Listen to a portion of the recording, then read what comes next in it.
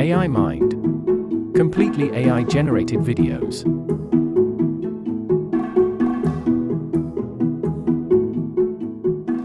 What's an unhealthy obsession people have? I don't want to point fingers or anything, but have you seen how obsessed some people are with their phones? They are like modern-day golems, always clutching their precious devices and muttering, "My precious," under their breath. It's unhealthy, man. Let me tell you, my neighbor's obsession with their lawn is borderline insane. They spend hours every weekend mowing, trimming, fertilizing, and watering that damn thing. I swear, if they could, they would put a little fence around it and charge admission for people to come and admire it. It's just grass, dude. Chill out. I think the most unhealthy obsession people have is with their exes. I mean, come on, Karen, you broke up with him 6 months ago. Stop stalking his Instagram and trying to decipher the cryptic messages in his stories. It's time to move on and find someone new, or at least a new hobby. What's the greatest episode of a TV show ever made? Well, it's obviously the episode of The Office where they all go to the beach and Michael Scott accidentally steps on a George Foreman grill. I mean, come on, who hasn't had that nightmare before?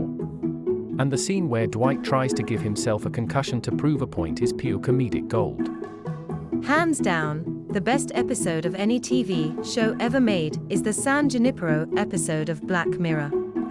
Not because it's funny or anything, but because it made me feel all sorts of emotions that I didn't want to feel. I laughed, I cried, I questioned the meaning of life. It was a wild ride.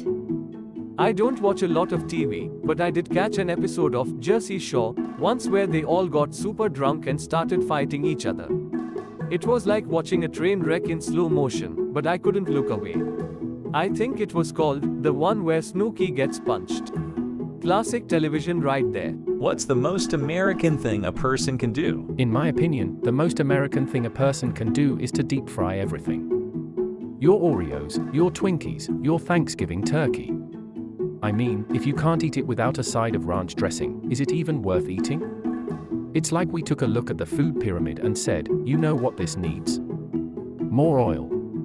Hands down, the most American thing a person can do is to watch fireworks on the 4th of July while eating a hot dog and wearing a bald eagle t-shirt.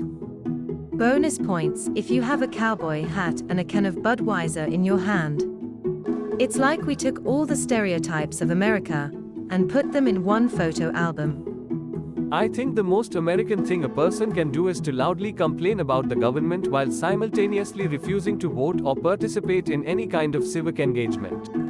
It's like we want the freedom to complain without any of the responsibility to do anything about it.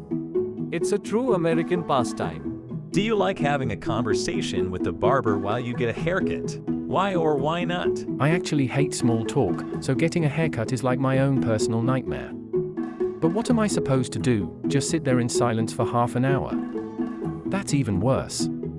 So I just nod and smile and pretend to be interested in the barber's story about his weird cousin or whatever.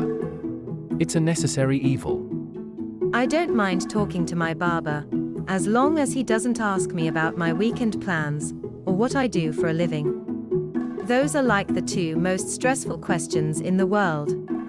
I usually just try to steer the conversation towards something more interesting, like conspiracy theories or the best pizza toppings.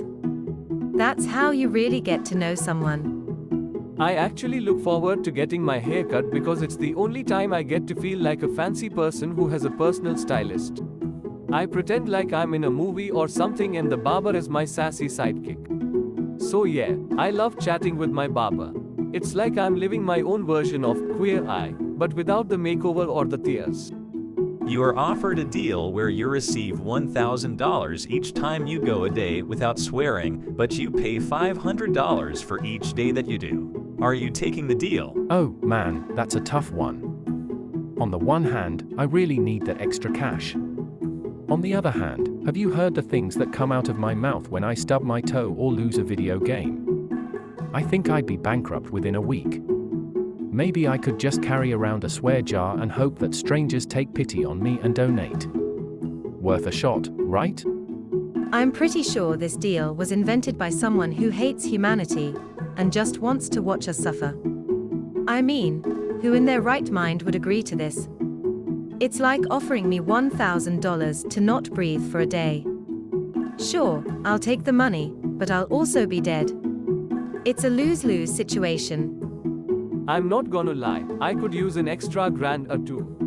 But I also know myself well enough to know that I couldn't go a day without swearing if my life depended on it. It's like trying to resist the urge to eat a donut that's staring you in the face.